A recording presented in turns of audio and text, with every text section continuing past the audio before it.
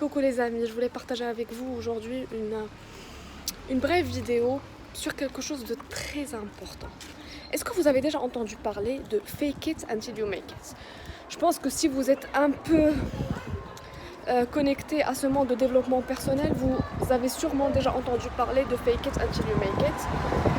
C'est-à-dire de faire semblant d'être quelqu'un, de faire semblant de faire quelque chose malgré que l'intérieur de nous, ça va pas, on a des blocages.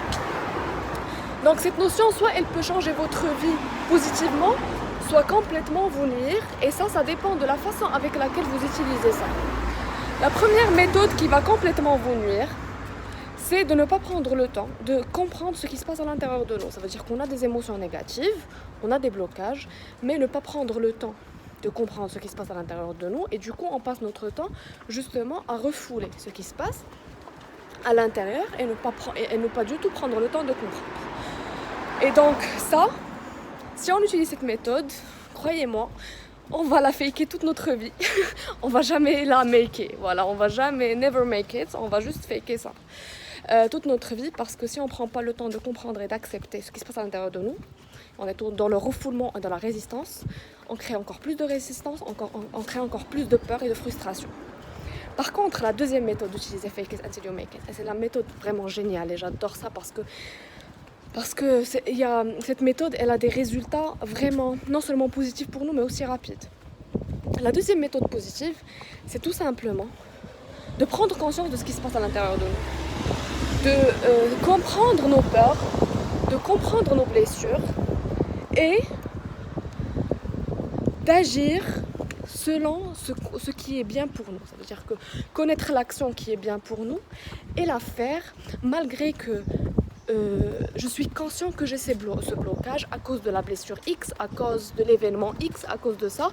Mais bien sûr, ne pas s'attarder sur ça. Ok, on connaît la source, on connaît la blessure, on a accepté d'avoir ça, on a accepté d'être humain et on accepte l'émotion.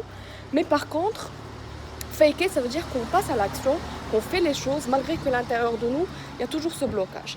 Et avec cette méthode, c'est-à-dire on accepte l'émotion, on connaît l'émotion, on accepte l'émotion et on passe à l'action, et bien tout simplement, contrairement à la première méthode, l'émotion, elle est de moins en moins présente, elle est de moins en moins intense. L'autre méthode, de plus on résiste à l'émotion négative, de plus elle persiste et elle augmente.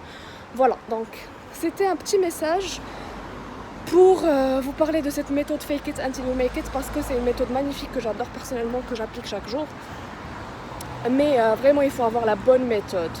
Et j'ai fait l'erreur pendant un long moment de l'appliquer en refoulant les choses.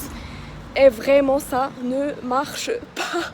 Ça ne marche pas. Au contraire, ça empire la situation. Voilà.